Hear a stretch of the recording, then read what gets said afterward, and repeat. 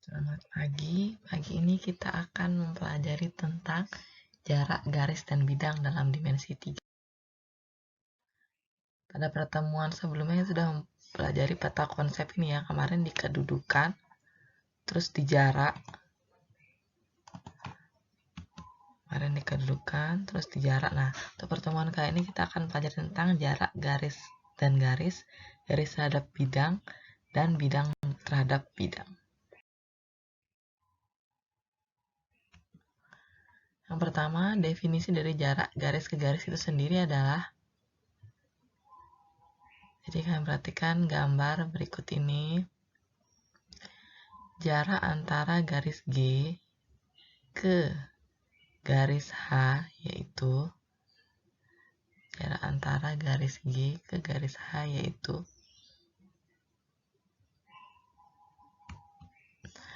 panjang ruas garis yang menghubungkan. Jadi nanti jarak antara garis G dan garis H adalah panjang ruas garis yang menghubungkan P dan Q tegak lurus dari masing-masing kedua garis tersebut. Jadi jarak antara garis G sama garis H itu adalah panjang ruas garis yang menghubungkan tegak lurus kedua garis tersebut. Perhatikan, dia tegak lurus di P sama tegak lurus di Q. Maka dari itu jarak antara garis G dan garis H adalah PQ.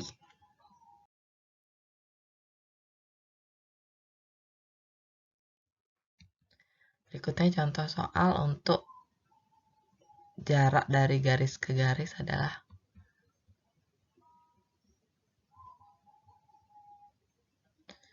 ketahui kubus ABCDFGH dengan panjang rusuknya adalah 4 cm. Yang diminta tentukan jarak garis AB ke garis HG. AB ke HG ya, bisa dilihat. Yang ke B, garis AD ke garis HF. AD ke HF.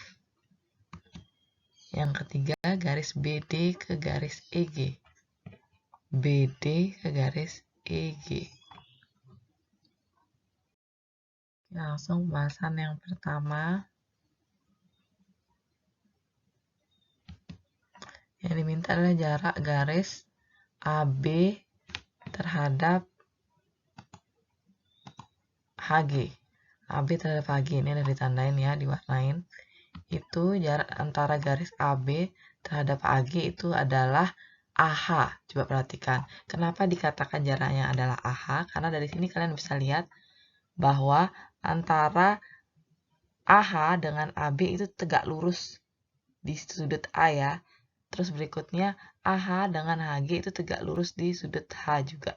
Tuh. Sehingga dapat dikatakan jarak antara garis AB dan HG itu jatuh di AH. Karena tegak lurus antara AH sama AB, terus AH sama HG tegak lurus di sini sehingga dikatakan jaraknya adalah AH. AH sendiri di sini adalah diagonal sisi ya. Pada pertemuan sebelumnya sudah kita pelajari tentang diagonal sisi pada kubus. Kalau kubus kan rusuknya sama semua sehingga AH-nya sendiri itu merupakan diagonal sisi itu merupakan 4 akar 2. Karena rusuknya 4, karena diagonal sisi belakangnya akar 2 ya, diperoleh dari 4 kuadrat, akar 4 kuadrat ditambah akar 4 kuadrat, ketemunya 4 akar. Berikutnya, yang diminta jarak garis AD ke garis HF. AD ke garis HF. Jarak garis AD ke garis HF itu jatuh di garis DH. Kenapa garis DH? Karena garis DH ini tegak lurus dengan garis AD, tegak lurus di sini ya. Dan garis DH juga tegak lurus dengan garis HF di sini. Sehingga dapat dikatakan jarak garis AD ke HF itu jatuh di DH. DH sendiri merupakan rusuk, jadi panjangnya adalah 4 cm. Berikutnya pembahasan yang ketiga. Yang diminta jarak garis BD ke garis EG. Garis BD ke garis EG. Nah, yang diminta garis BD ke garis EG ini kita ambil garis bantu EC ya. Sehingga ketemu perpotongannya di P Berikutnya EG juga dibantu dengan HG, sehingga ketemu perpotongan di tengahnya di Q. Sehingga jarak garis BD ke EG itu jatuh di titik yang menghubungkan P dan Q. Nah, ini berarti jaraknya itu adalah P ke Q, di mana PQ-nya ini tegak lurus dengan BD, itu kan PQ-nya tegak lurus dengan BD, lalu PQ-nya juga tegak lurus dengan EG, sehingga dapat dikatakan jarak BD dengan EG itu adalah PQ. Jadi tadi dipakai garis bantu HQ sama AC ya buat menentukan titik potongnya. Sehingga dari sini dapat dilihat panjang PQ itu sama dengan panjang AE sama dengan CG, sehingga panjang PQ atau jarak antara BD dan EG itu adalah AE. AE sendiri itu adalah 4 cm. Berikutnya kita lihat tentang jarak garis ke bidang. Definisinya kok tadi kan jarak garis ke garis, sekarang jarak garis ke bidang. Di sini bisa dilihat jarak antara garis G ke bidang V adalah, ini garis G ya, ini bidang V. Jaraknya adalah panjang ruas garis yang menghubungkan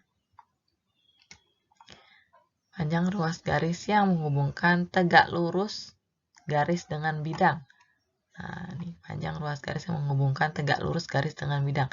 Ini kan garisnya, ini bidangnya. Kita ambil sebuah garis, boleh proyeksinya boleh. Nah, dihubungkan yang tegak lurus dengan bidangnya dan tegak lurus dengan garisnya.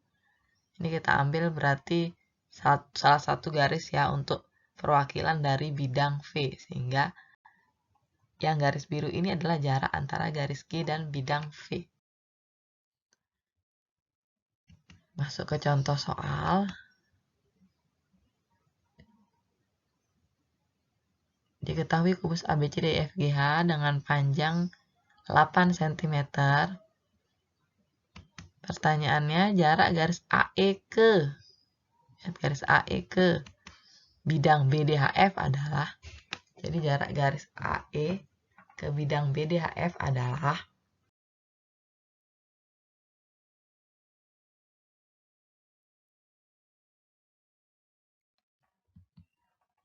lihat pembahasannya, kubusnya ini minta jarak garis AE ke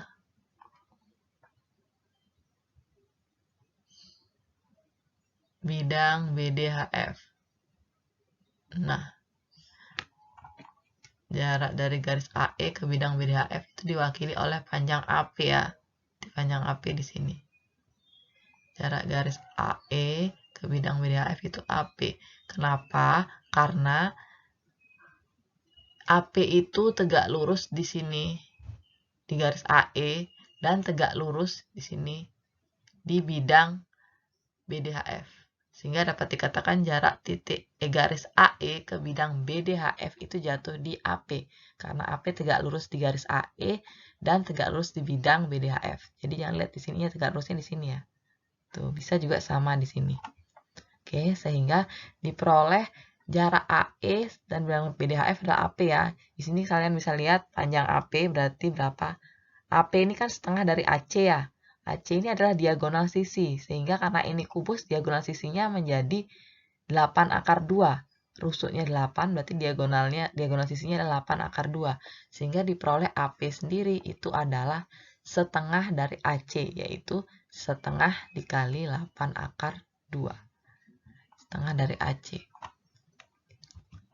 Sehingga diperoleh jawabannya adalah AP-nya sama dengan 4 akar 2. Setengah dari 8 akar 2 adalah 4 akar 2. Jadi diperoleh jarak antara AE dan bidang BDHF adalah 4 akar 2. Oke, kita masuk ke yang berikutnya. Itu jarak bidang ke bidang. Kalau tadi jarak garis ke bidang, sekarang jarak bidang ke bidang. Perhatikan gambar. Ntar lagi. Yang menunjukkan jarak antara bidang W dan bidang V. Jadi ini bidang W-nya dan ini bidang V-nya. Jadi jarak antara bidang W dan bidang V itu adalah panjang ruas garis yang menghubungkan kedua bidang di mana ruas garis tersebut tegak lurus antara bidang W dan bidang V-nya. Coba perhatiin. Kan tegak lurus dengan bidang W dan bidang V-nya. Jadi jarak antara dua bidang adalah jarak panjang ruas garis yang menghubungkan tegak lurus kedua bidang tersebut. Kan di bidang W dia tegak lurus, di bidang V dia tegak lurus. Langsung ke contoh soal. Diketahui kubus ABCD EFGH dengan panjang 6 cm. Pertanyaannya, jarak bidang AFH dan bidang BDG adalah, yang ditanya adalah jarak bidang AFH dan bidang BDG. Coba kita lihat pembahasannya. Oke, kita masuk ke pembahasan yang pertama. Rusuknya 6 cm yang diminta jarak bidang AFH ke BDG. Kalian perhatikan bidang AFH ke BDG.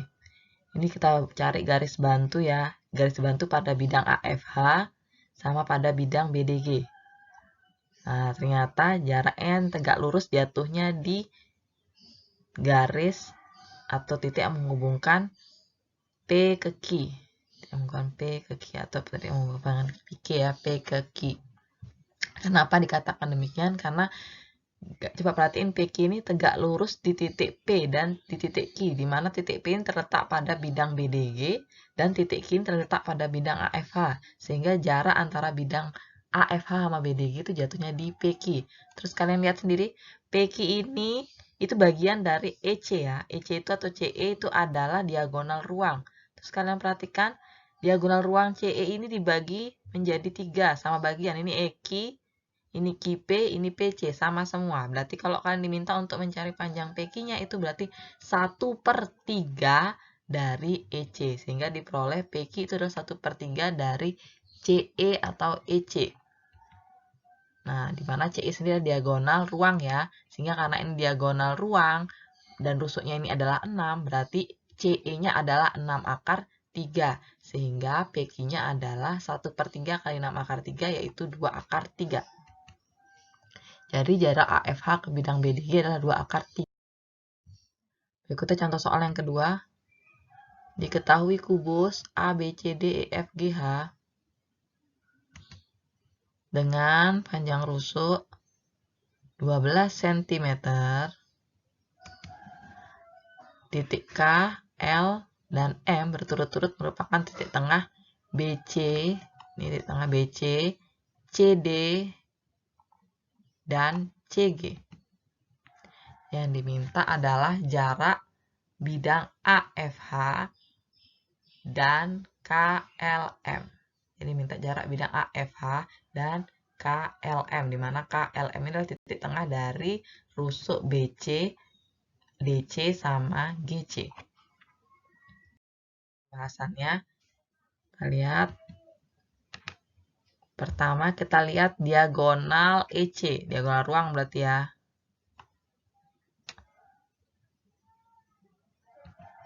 Berikutnya jarak E ke AFH. Itu jatuh di sini. Jarak E ke AFH itu jatuh di sini ya. Berarti ini tadi 1/3 dari EC ya, hitungan kita yang pertama.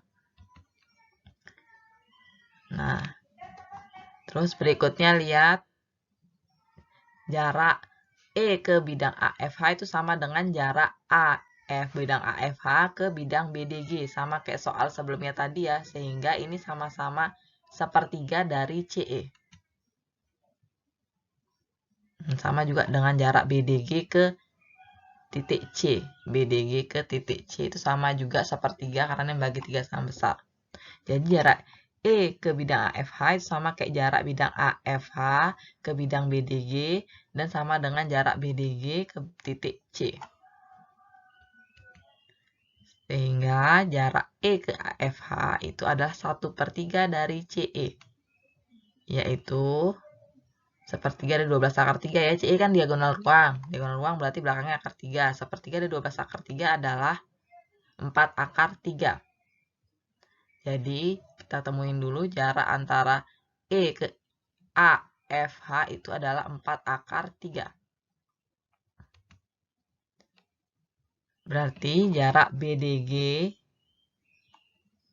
ke C, jarak BDG ke C itu juga sama ya, 4 akar 3. Jarak BDG ke C juga sama 4 akar 3, sama kayak jarak titik E ke bidang AFH. Nah, sehingga lanjutannya diperoleh tadi jarak E ke AFH 4 akar 3, jarak C ke BDG juga sama 4 akar 3. Nih jarak ini sini 4 akar 3 ya.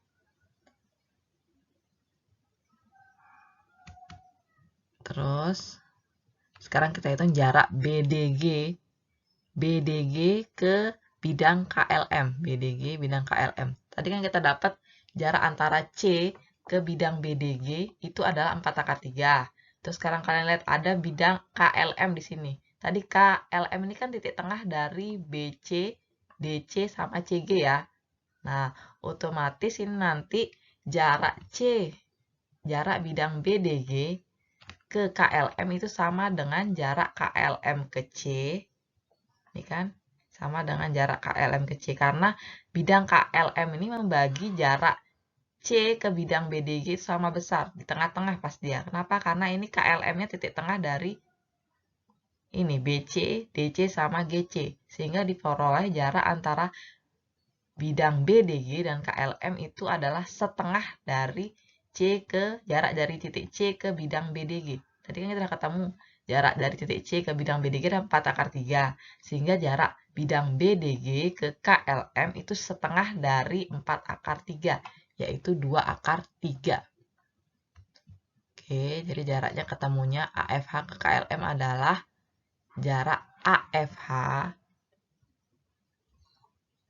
Berarti yang ditanya kan jarak bidang AFH dan KLM itu sama artinya dengan jarak bidang AFH ke bidang BDG, AFH ke bidang BDG ditambah jarak bidang BDG ke bidang KLM, sehingga diperoleh jarak antara bidang AFH dan KLM itu sama dengan 4 akar 3 ditambah 2 akar 3.